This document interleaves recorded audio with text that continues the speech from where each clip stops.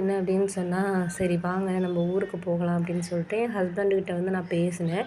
இதுக்கப்புறம் நம்மளால இங்கே வாடகை கொடுத்துட்டு நம்மளால வந்து இருக்க முடியுமா? ஏன்னா உங்களுக்கும் சம்பளம் ரொம்ப கம்மியாக இருக்குது.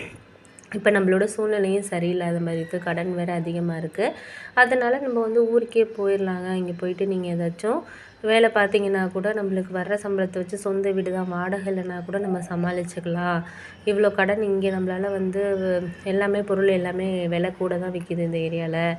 நம்ம ஊருக்கு போயிட்டோன்னா, கிராமத்துக்கு போயிட்டோன்னா நம்மளுக்கு 10,000 வந்தால் கூட போதும். அதை வச்சு நம்ம ஏதாச்சும் மேனேஜ் பண்ணிக்கலாம். நானும் நம்மளிடையே வேலை பார்த்த ஸ்கூல்லேயே போயிட்டு நான் அவங்கள்ட்ட கேட்டிருக்கேன். அவங்களும் ஒரு மாதம் ஒரு 5,000 சம்பளத்துக்கு நான் போகிறேங்க, ஏதாச்சும் வச்சு சமாளிப்போங்க அப்படின்னு சொன்னேன். ஆனால் அவர் என்ன சொன்னார்னா, இப்போ நம்ம இங்கேருந்து வந்துட்டோம் இருந்தாலும் நம்ம இப்போ வந்து 2 வருஷம் ஆகப்போகுது. ஏதோ நம்ம சமாளிச்சுக்கிட்டு இருக்கோம். அப்படி இருக்கிறப்போ இப்போ வந்து எங்கள் அம்மா அப்பா சொன்னது தானே அப்புறம் உண்மையாக இருக்கும். நீங்கள்லாம் எங்கே பொழைக்க போகிறீங்க அப்படின்னு சொல்லிட்டு தானே அவங்க சொன்னாங்க. வெளியில் வர்றதுக்கு காரணமே வந்து அது தானே, அந்த மாதிரி இதாக இருந்துச்சு. அப்படி இருக்கிற சூழ்நிலையில் ஏன் இந்த மாதிரியெல்லாம் வந்து நீ பேசுகிற? தைரியமாக இருப்போம். நம்ம வந்து கொஞ்சம் இப்போதைக்கு நம்ம கொஞ்சம் கடன் சூழ்நிலை சரியில்லாமல் இருக்குது. அதனால் வந்து நம்மளுக்கு கொஞ்சம் ப்ராப்ளமாக இருக்கிறனால நீ யோசிக்காத. நீயும் வந்து இப்போ பிள்ளைய வந்து நீ ஸ்கூலுக்கு வந்து நாளைக்கு வந்து போயிட்டு கேட்குறதுக்கு நீ இது பண்ணு. அவனை போயிட்டு ஸ்கூல் நம்ம சேர்த்துட்டோன்னா, நீ ஏதாச்சும் இங்கே ஸ்கூலுக்கு வேலைக்கு போனோன்னா அவனுக்கு கண்டிப்பாக ஒரு 10,000 12,000 சம்பளம் கொடுப்பாங்க இந்த ஏரியாவில். கண்டிப்பாக நீ வந்து உனக்கு எக்ஸ்பீரியன்ஸ் இருக்கனால கண்டிப்பாக ஒரு 12,000 சம்பளம் வாங்கலாம். நான் இப்போ ஒரு 15,000 வாங்குகிறேன். அதை வச்சு நம்ம கொஞ்சம் கடன்லாம் கொடுத்துர்லாம். நான் வந்து சீட்டு போட்டிருக்கேன்.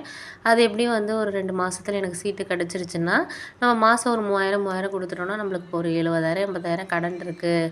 அதை சமாளிச்சுக்கலாம் நம்ம. அதை வந்து நான் அந்த சீட்டை வாங்கி நான் கொடுத்துட்றேன் அப்படின்னு சொல்லிட்டு சொன்னோன்னே, அதுவும் உண்மைதாங்க. உங்கள் அம்மா அப்பாலாம் வந்து நம்ம போய் வேலை பார்க்க போகிறோம், போனதுலேயே நீங்கள் திரும்பி வந்துடுவீங்க அப்படின்னு சொன்னாங்க. இப்போ போனோன்னா அவங்க என்ன நினைப்பாங்க, ஒன்றும் சரியில்லை போல இருக்கு, ஒன்றும் இங்கே சமாளிக்க முடியல போல இருக்குது அப்படி தானே நினைப்பாங்க அப்படின்னோடனே, ஆமாம் அதுதான் உண்மை. அது மாதிரி நினைக்கிறதுக்கு காரணங்கள் நிறைய இருக்குது. அதனால் முடிஞ்ச வரைக்கும் நம்ம வந்து எதையும் வந்து சொல்லிக்க வேண்டியதில்லை.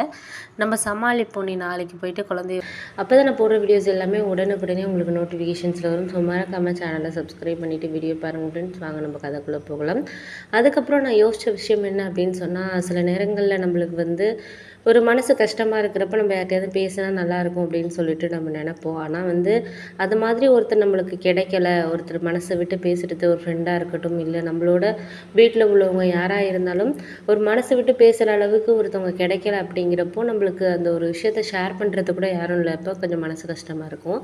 அப்படி நான் இருக்கிற ஒரு நேரத்தில் தான் என் கூட வேலை பார்க்குறவர் தான், எங்கள் ஃபேமிலியில் யாருமே என்னை புரிஞ்சுக்கல அப்படிங்கிறது தான் ஒரு உண்மையான விஷயம். ஏன்னா இத்தனை வருஷம் கிட்டத்தட்ட நான் காலேஜ் முடித்து இப்போ ஒரு 5 வருஷமாக சம்பாதிச்சு கொடுத்துருக்கேன். இன்னுமே வந்து நான் என் சம்பாத்தியத்தை அண்ணனை கூட வேலைக்கு போக சொல்லாமல் நான் தான் சில நேரங்களில் வந்து இப்போ தான் அண்ணன் ஒரு வருஷமாக வேலை போயிட்டுருக்கான்.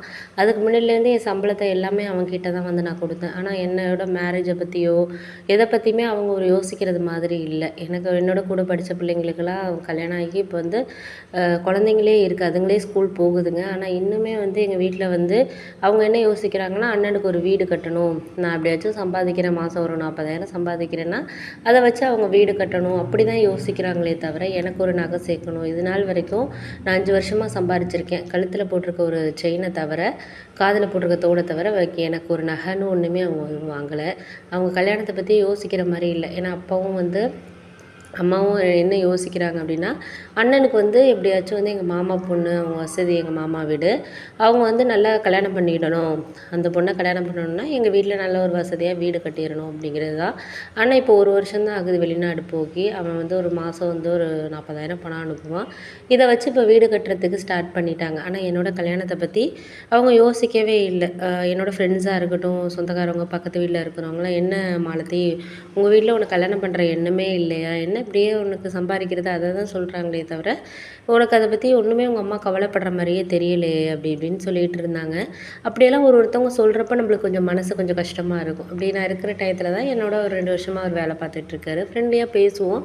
இருந்தாலும் வந்து அன்றைக்கி நான் ரொம்ப சோகமாக இருந்தேன், இந்த விஷயத்தை பற்றி யோசிச்சுக்கிட்டே இருந்ததுனால அவரே வந்து என்கிட்ட பேசினார். என்ன மாலதி ரொம்ப கவலையாக இருக்கீங்க போல அப்படின்னோடனே, இல்லைங்க கொஞ்சம் மனசு சரியில்லை அப்படின்னோடனே அவர் புரிஞ்சுக்கிட்டார். ஏதோ ஒரு விஷயம் வந்து எனக்கு ரொம்ப இதாக இருக்குது. ஏன்னா நான் ஒர்க்கில் எப்போதுமே வந்து ரொம்ப சின்சியராக இருப்பேன். ஒரு விஷயம் சொல்கிறாங்கன்னா, அது முன்னாடியே ஹெச்ஆர் சொல்கிறதுக்கு முன்னாடியே நான் வந்து அத ரெடி பண்ணி வச்சுருவேன். ஆனா வந்து ஒரு முக்கியமான ப்ராஜெக்ட்ன்னு சொல்லியும் நான் அந்த அளவுக்கு ப்ரிப்பேர் பண்ணல அப்படிங்கிறது தான் ஒரு உண்மையான ஒரு விஷயம். எனக்கு பதிலா அவர் தான் போய் ப்ரெசென்ட் பண்ணாரு.